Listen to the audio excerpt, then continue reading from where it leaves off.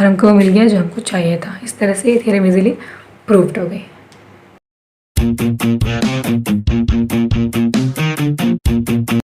So today we are going to prove the angle bisector theorem, which states that the bisector of an angle of a triangle divides the sides opposite to the angle in the ratio of the remaining sides.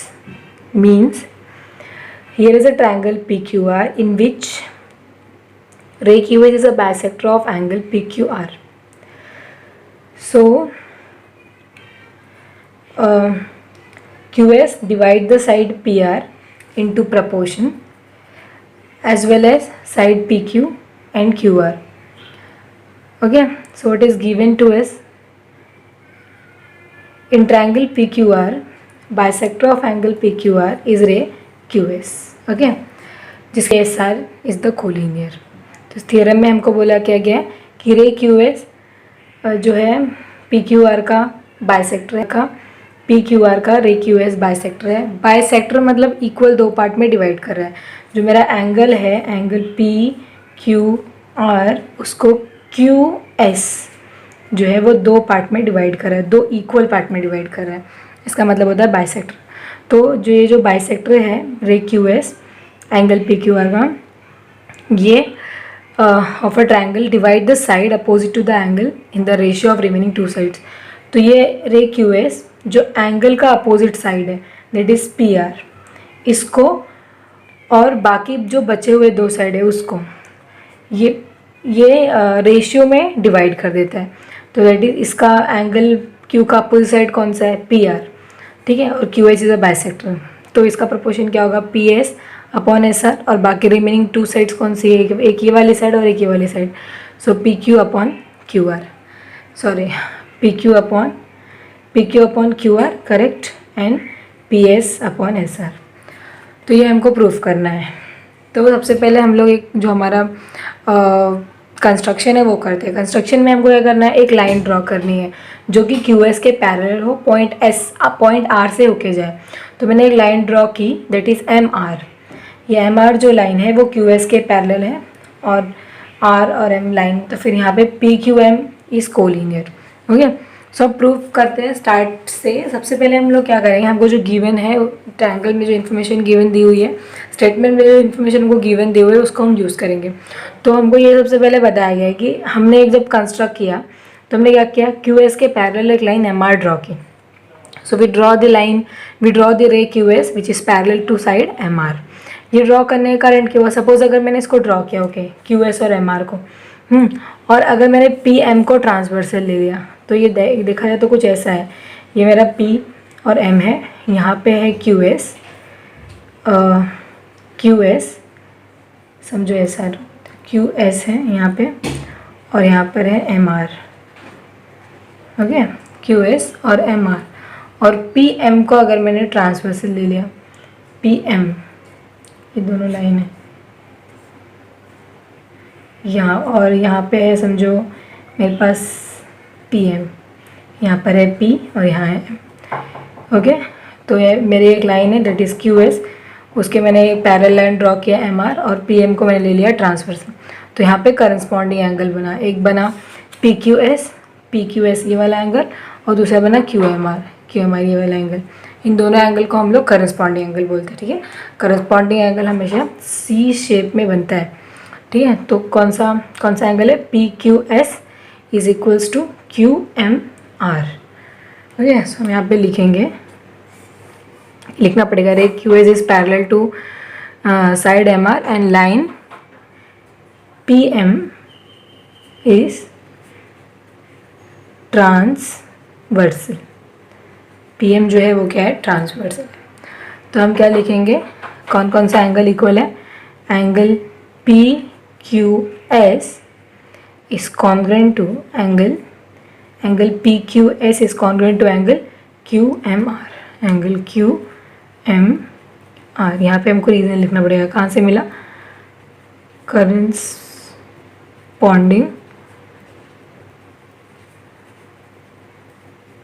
Angles. समझो मेरा equation हो गया 1। Corresponding angle. Okay, इतना समझ में आया।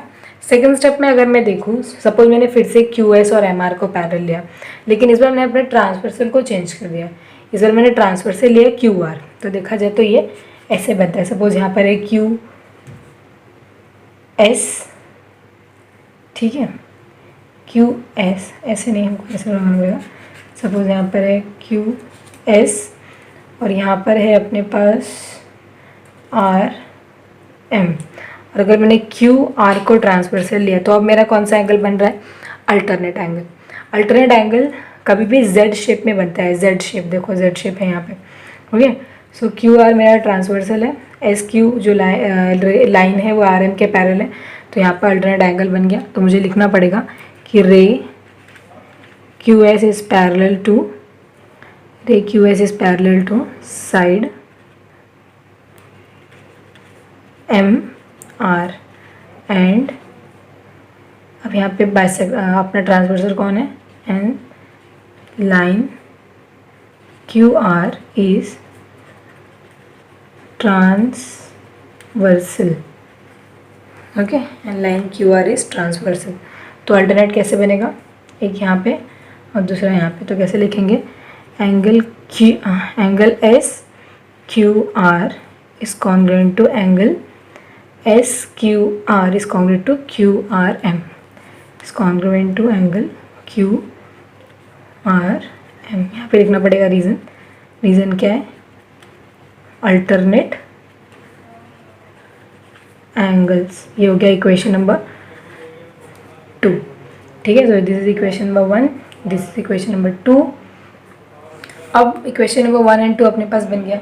अब अगर हम देखेंगे तो क्यू एस जो है वो एंगल पी क्यू आर का बाइसेक्टर है। इसका मतलब एंगल पी क्यू एस और एंगल एस क्यू आर ये दोनों भी एक दूसरे के कॉन्ग्रुएंट है ना। तो हम लोग लिखेंगे क्या कि ray q S is the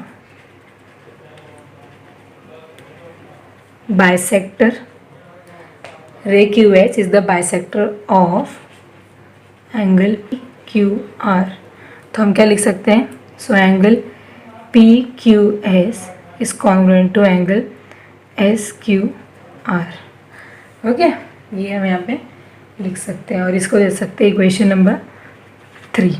अब अगर हम इक्वेशन नंबर 1, 2 और 3 को ध्यान से देखें तो हमको एक कंक्लूजन मिलेगा, इसका कंक्लूड कर सकते हैं ये चीज़ हम।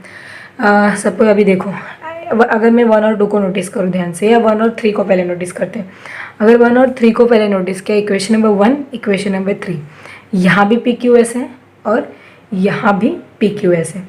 ये पी क्यू एस, ये पी क्यू एस, ये साइड इक्वल है, इसका मतलब क्यू एम आर और एस क्यू आर ये भी दोनों एक दूसरे के कॉन्ग्रुएंट होगा। Because if this side is equal then this side will also be equal, ठीक है। सो इसका मतलब मुझे क्या मिला कि क्यू एम आर और एस क्यू आर ये दोनों एक दूसरे के इक्वल है। अब अगर क्यू एम आर और एस क्यू आर एक दूसरे के इक्वल है तो ये दोनों एंगल, अब मैं इन दोनों के सिचुएशन को लेके इक्वेशन नंबर 2 को कंपेयर करती हूँ। इफ़ मेरा क्यू एम आर और एस क्यू आर दोनों इक्वल है तो अब यहाँ देखो, यहाँ पे है एस क्यू आर किसके इक्वल हो गया? क्यू आर एम का। इसका मतलब क्यू आर एम और क्यू एम आर भी इक्वल हो गया। इस कंडीशन को ज़रा ध्यान से समझो। क्या है यहाँ पे? पी क्यू एस और पी क्यू एस ये दोनों एक दूसरे के इक्वल है। इसका मतलब क्यू एम आर और एस क्यू आर ये दोनों भी एक दूसरे के इक्वल हुआ। अब इसको इसके साथ कंपेयर करो, ये दोनों एक दूसरे के इक्वल है और यहाँ पे लिखा है कि एस क्यू आर एम के इक्वल है। इसका मतलब ये दोनों भी एक दूसरे के इक्वल होगा। इसका मतलब यहाँ पे जितने भी एंगल्स दिख रहे हैं तुमको, 6 एंगल्स यहाँ पे दिख रहे हैं, तो 5 एंगल ये सब एक दूसरे के इक्वल है। तो मैं ये दोनों एंगल को दिखाती हुई इक्वल, मैं क्या लिखूँगी? Angle Q M R is congruent to angle Q R M. ये मुझे कहाँ मिला, कैसे मिला? फ्रॉम 1 to n 3, ठीक है। मुझे कहाँ से मिला? From 1 to n 3। अब आगे कैसे करना है देखो, अपने को चाहिए डायग्राम। ये समझा, फ्रॉम 1 to n 3 हमको यहाँ तक कंक्लूजन मिल गया। अब एक कंसेप्ट है, हमको पता है कि आइसोसेलेस ट्रायंगल क्या होते हैं। आइसोसेलेस ट्रायंगल मतलब वो ट्रायंगल जिसकी 2 साइड कॉन्ग्रुएंट होती है। इसकी प्रॉपर्टी मैं थोड़ी सी एक्सप्लेन करती हूँ। आइसोसेल ट्रायंगल एक ऐसा ट्रायंगल होता है, सपोज मैंने बोला ये मेरे पास एक ट्रायंगल है, ट्रायंगल क्यू आर और एम, और ये आइसोसेल्स ट्रायंगल है, ठीक है। ट्रायंगल क्यू आर एम मैंने बोला मेरे पास ये एक ट्रायंगल है और ये आइसोसेल है। तो इसमें क्या होगा, कोई भी दो साइड एक दूसरे के कॉन्ग्रुएंट होगी। Suppose Q are is congruent to Q M, और ये दो साइड के जो अपोजिट एंगल है वो भी कॉन्ग्रुएंट होंगे।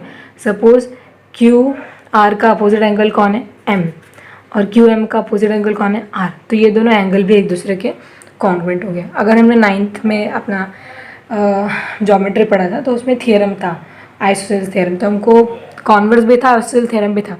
आइसोसेल थ्योरम में हमको ये प्रूफ करना था कि प्रूफ करो अगर कोई ट्रायंगल आइसोसेल है और उसके दो साइड कॉन्ग्रुएंट है तो उनके अपोजिट एंगल भी कॉन्ग्रुएंट होंगे। ओके, इसका मतलब हमको गिवन दिया होगा R Q is congruent to Q M, और हमको प्रूफ करना पड़ेगा angle R is congruent to angle M. ये हो गई पहली सिचुएशन। दूसरी सिचुएशन जो है वो कॉन्वर्स की होती है कि हमको दिया रहेगा angle R is congruent to angle M, और हमको प्रूफ करना रहेगा कि साइड जो है वो कॉन्ग्रुएंट होगी। तो यहाँ पे हम लोग ये जो हमारा सेकंड कंडीशन है उसका यूज़ करने वाले हैं, ठीक है। तो it is about the basic concept. तो सेकंड कंडीशन कैसे यूज़ करेंगे, देखो एंगल क्यू एम आर और Q R M. Angle Q M R कहाँ पे, एंगल क्यू एम आर मतलब इस एंगल की बात हो रही है। ओके, फिर दूसरा क्या बोल रहे हैं, एंगल क्यू आर एम मतलब और इस एंगल की बात हो रही है। मतलब अगर मैं इस एंगल को सेपरेट करूँ, इस ट्रायंगल को क्यू आर एम को, तो देखो ये एंगल और ये एंगल ये दोनों एक दूसरे के कॉन्ग्रुएंट है। इसका मतलब मैं इसको बोल सकती हूँ कि आइसोसेल ट्रायंगल है। अगर अपोजिट एंगल कॉन्ग्रुएंट हो गए तो इसकी अपोजिट साइड भी क्या होगी, कॉन्ग्रुएंट होगी। तो मुझे वही लिखना है इधर। मैंने यहाँ पे पर्सनल इसका सेपरेट डायग्राम बना लिया है यहाँ पे, और मैं लिखती हूँ। कैसे लिखेंगे, हम लिखेंगे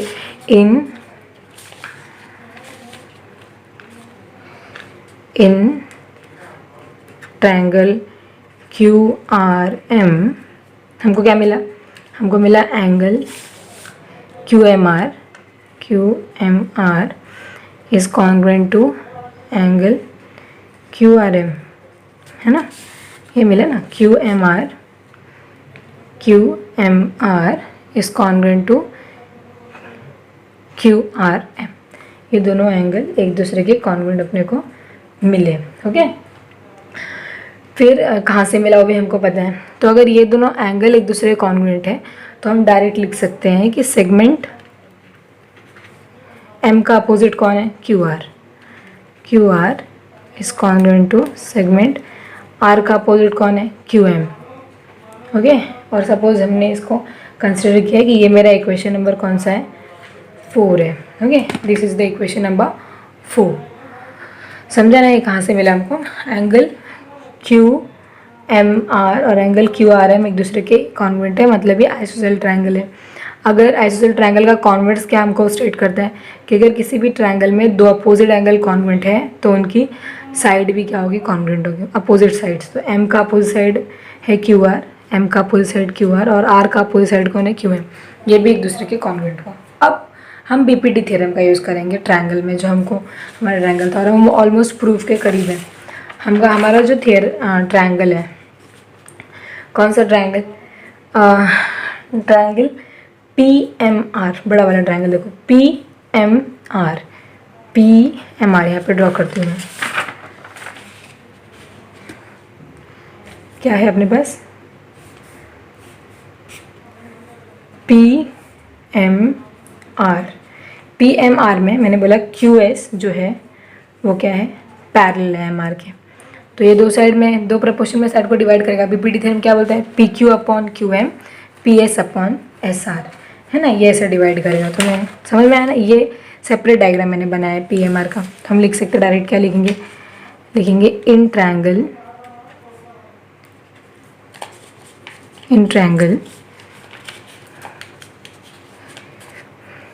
P M R, in triangle PMR segment QS is parallel to side MR. Okay, so by BPT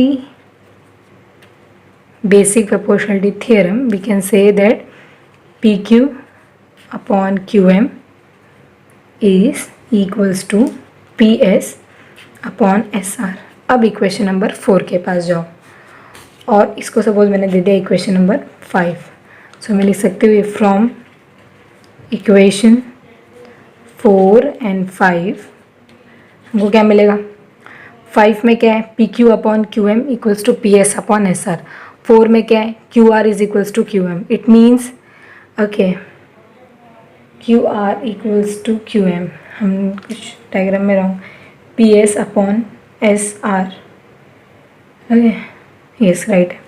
सो हमको क्या मिला है कि q are is equals to Q m, मतलब क्यू एम के जगह पे हम क्या पुट कर सकते हैं, Q R, because Q M और क्यू आर ये दोनों एक दूसरे के कॉन्ग्रुएंट है। चाहे क्यू एम लिखो क्यू आर के प्लेस पे या चाहे क्यू आर लिखो क्यू एम के प्लेस पे, कोई मैटर नहीं करता।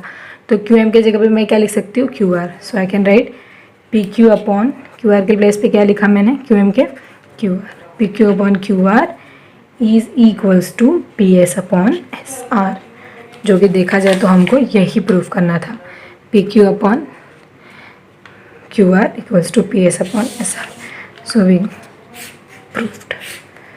ओके ये हमको कहाँ से मिला, फ्रॉम इक्वेशन 4 एंड 5। मैं इसको एक बार फिर से एक्सप्लेन कर दूँ, देखो ध्यान से क्या है ये, क्या बोल रहे हैं। ये थ्योरम स्टेट करता है कि अगर कोई भी ट्रायंगल है अपने पास और ट्रायंगल में एक कोई रे है जो उसके किसी एक एंगल को बाइसेक्ट कर रहा है। ये अपने पास ट्रायंगल था पी क्यू एम, इसका रे था क्यू एस जो एंगल पी क्यू एस को पी क्यू आर को बाइसेक्ट कर रहा था। तो जब ये बाइसेक्ट करता है तो उसका opposite side that is P R, angle का अपोजिट साइड पी आर और बाकी दो रिमेनिंग साइड है वो, उनको एक रेशियो में ला के रख देता है। तो इसका अपोजिट साइड क्या है, पी आर, एस बीच में आ गया तो P S upon S R, और रिमेनिंग साइड कौन सी है, पी क्यू और Q R, P Q upon Q R. ये अपने को प्रूफ करने का है। तो सबसे पहले जो गिवन में दिया है वो लिखा। गिवन में क्या दिया है, in triangle P Q R bisector of angle P Q R कौन है, P Q R. Okay in triangle P Q R angle P Q R intersect side P R in point S, जिसके कारण क्या हुआ, P S R is collinear. Proof क्या करना है वो समझ में आ गया। मैंने कंस्ट्रक्शन किया है, नॉर्मल सा सिंपल सा कंस्ट्रक्शन। मैंने एक लाइन ड्रॉ किया, दिस लाइन एक ऐसी लाइन जो कि पैरेलल है किसके, क्यू एस के। ये लाइन आर से होके जा रही है। Okay so Q S is parallel to M are and here P Q M is also collinear. Now will start our proof.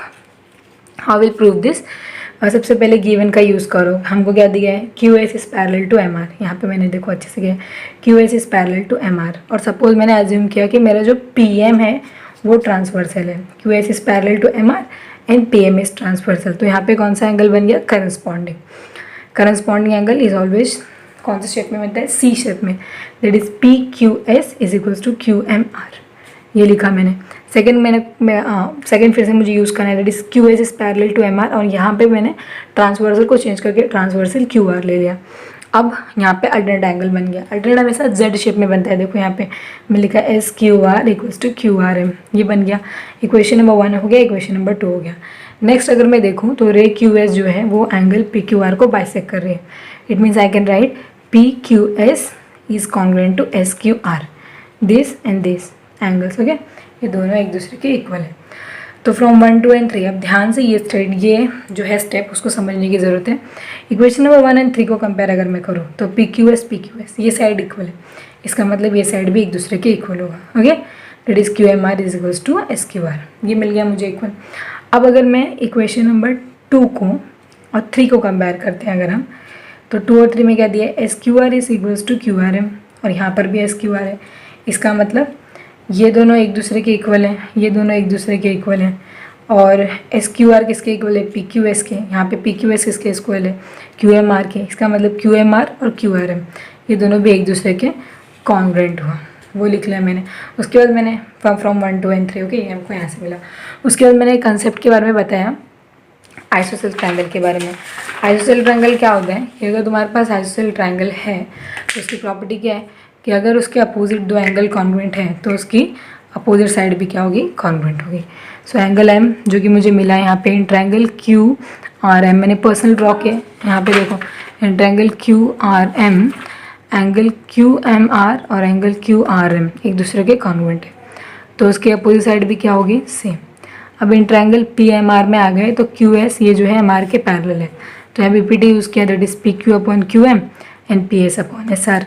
आप अब इक्वेशन नंबर 4 में जाएंगे तो हमको दिख रहा है कि क्यू एम जो है वो क्यू आर के कॉन्ग्रुएंट है। इसका मतलब हम क्यू एम के प्लेस पे क्यू आर पुट कर सकते हैं। तो मैंने क्यू एम के प्लेस पे क्यू आर पुट किया और हमको वो मिल गया जो हमको चाहिए था। इस तरह से ये थ्योरम इजीली प्रूव्ड हो गई। Angle bisector theorem, there is a converse of angle bisector theorem to read the statement of converse of angle bisector theorem and try to understand it. Now next is a theorem on the three parallel lines and they are transversal. So the statement is like the ratio of the intercept made on the transversal by three parallel lines. तो अगर suppose हमारे पास कोई तीन parallel lines, जैसे यहाँ पर अपने पास three parallel lines है ए बी सी, ठीक है। तो see if we have three parallel lines और अगर वहाँ पे एक ट्रांसवर्सल है और अगर उस ट्रांसवर्सल से उस थ्री पैरेलल लाइन से इंटरसेप्ट बन रहा है, तो कितना इंटरसेप्ट बन रहा है कि ये और ये, देयर आर टू इंटरसेप्ट्स। तो इसका रेशियो, इसका मतलब L M upon M N is equals to the ratio of the corresponding intercept. ये इसका रेशियो उसके बाजू वाला जो उसके बगल में है corresponding intercept made on any other transfer, जो कि किसी दूसरे ट्रांसवर्सल के थ्रू बन रहा है, उसके इक्वल होगा। ओके, सो सपोज ये हमारे पास थ्री पैरेलल लाइन्स है और उनसे कोई इंटरसेप्ट बन रहा है एक ट्रांसवर्सल से, तो वो इंटरसेप्ट उसके करस्पॉन्डिंग इंटरसेप्ट्स के इक्वल होंगे जो किसी दूसरे ट्रांसवर्सल के थ्रू बन रहे होंगे। ओके, तो ये हमको प्रूफ करना है। तो सबसे पहले what is given to us is line A is parallel to B and B is parallel to C and transversal P intersect line A, B, C in point L, M, N respectively. Okay, and transversal Q intersect line A, B, C in point X, Y, Z respectively. So we have to prove that L, M upon M, N is equals to X, Y upon Y, Z. सबसे पहले मैंने एक segment draw किया L, Z. So I draw seg L, Z. Let L, Z intersect segment M, Y at point K such that LKZ and XYZ is collinear. Okay, तो it is all about the given, proof and construction. अब इसको proof हम लोग start कैसे करेंगे, इसका proof वो देखते हैं। सबसे पहले हमको लिखना है, यहाँ पे जब मैंने एक लाइन ड्रॉ की LZ, ये LZ ड्रॉ होने के कारण यहाँ पे दो ट्रायंगल फॉर्म हो गए। एक है अपने ये वाला ट्रायंगल और दूसरा है अपने पास ये वाला ट्रायंगल। तो इन दोनों ट्रायंगल का हम लोग यूज़ करके BPT थ्योरम का यूज़ करके जो हमको प्रूफ करना है उसको लेके आएंगे। तो सबसे पहले हम in triangle L N Z में जाते हैं। L N Z, this triangle L N Z, ये वाला ट्रायंगल दिख रहा है। तो BPT theorem, basic proportionality theorem क्या बोलता था कि ये सपोज अब हमारे पास बीपीटी है एल एन जेड और यहाँ पे एक लाइन है जो कि जिसका नाम क्या है एम के। तो क्या बोलता था, अगर ये इसके पैरेलल है तो L M upon M N is equals to L K upon K Z, ये हमारा बीपीटी होता था। Okay, so in triangle L N Z क्या लिखेंगे हम लोग, segment M K is parallel to side N Z. Okay, segment M K is parallel to side N Z. So by BPT theorem हम लोग क्या लिख सकते हैं, by BPT basic proportionality theorem we can write what Lm upon Mn is equals to Lk upon Kz। ये भी हम लोग लेते हैं, कहाँ से मिला हमको, गिवन से। सपोज ये इक्वेशन हो गया हमारा 1, इक्वेशन नंबर 1। ये ट्रायंगल का काम खत्म हो गया। अब ये ये अपना जो एक रे जो हम लोगों ने लाइन ड्रॉ की, इस कारण हमको दो ट्रायंगल मिले। फर्स्ट ट्रायंगल का यूज़ कर लिया, अब इसी तरह से सेकंड ट्रायंगल का यूज़ करते हैं। सेकंड ट्रायंगल का नाम क्या है, इन ट्रायंगल क्या नाम है सेकंड ट्रायंगल का, L Z X. Okay, in triangle L Z X. यहाँ पे किसके कौन पैरेलल है, segment K Y is parallel to side L X, segment K Y this one is parallel to L X. तो इसको कैसे लिखेंगे हम बीपीटी का यूज़ करके, यहाँ पे आगे का, so by BPT that is basic proportionality theorem we can write L K upon K Z is equals to L K upon K Z is equals to X Y upon Y Z. ये हो गया equation number 2। ये हमको कहाँ से मिला लिखना पड़ेगा, we got it from given. अब इफ हम लोग इक्वेशन नंबर 1 और 2 को अगर कंपेयर करें तो from equation 1 and 2 we can conclude that lm upon mn is equals to lk upon kz equation 1 बोलता है। सेकेंड क्या बोलता है, lk upon kz equals to xy upon yz। lk upon kz xy upon yz की भी equal है, lk upon kz lm upon mn की भी इक्वल है। तो अगर ये दोनों भी एक दूसरे के इक्वल हैं तो इसका मतलब है ये xy upon yz और lm upon mn ये भी एक दूसरे के इक्वल होगा, जो हमको चाहिए था प्रूफ में। So we can write directly lm upon mn equals to xy upon yz, और ये हमको प्रूफ करना था। एक बार फिर से देख लेते हैं क्या बोलते हैं थ्योरम। थ्योरम सेज दैट कि अगर कोई 3 पैरेलल लाइन है और वहाँ पे एक ट्रांसवर्सल है तो उससे जो इंटरसेप्ट बनेंगे उसके करस्पॉन्डिंग अगर कोई ट्रांसवर्सल और एक है और वहाँ पे इंटरसेप्ट्स बन रहे हैं तो वो एक दूसरे के इक्वल होंगे प्रोपोर्शन में। ओके, तो सबसे पहले गिवन में दिया था line L is parallel to B, line B and line B is parallel to line C, transversal P, okay, transversal P intersect line A, B, C in point L, M, N respectively, and transversal Q intersect line A, B, C in point X, Y, Z respectively. So what we have to prove if Lm upon Mn is equals to XY upon YZ.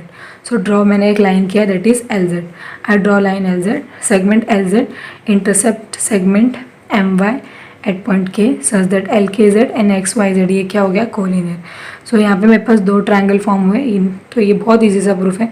इस triangle में मैंने गए और BPT लगा दिया। Triangle क्या है, triangle L N Z में M K is parallel to N Z, it is given to us because these are the 3 parallel lines. Okay, so already लिखा है कि 3 पैरेलल लाइन्स, तो M K is parallel to N Z and so we can apply BPT theorem. BPT here what is that, Lm upon Mn is equals to Lk upon Kz।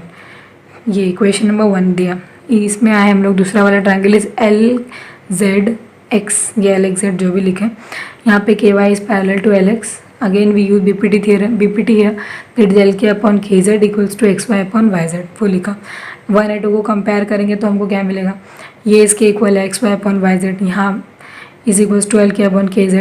Lm upon Mn is equals to Lk upon Kz, दोनों में Lk upon Kz आ रहा है। इसका मतलब Lm upon Mn is equals to XY upon YZ, जो कि हमको proof करना था। So this is we got from equation number 1 and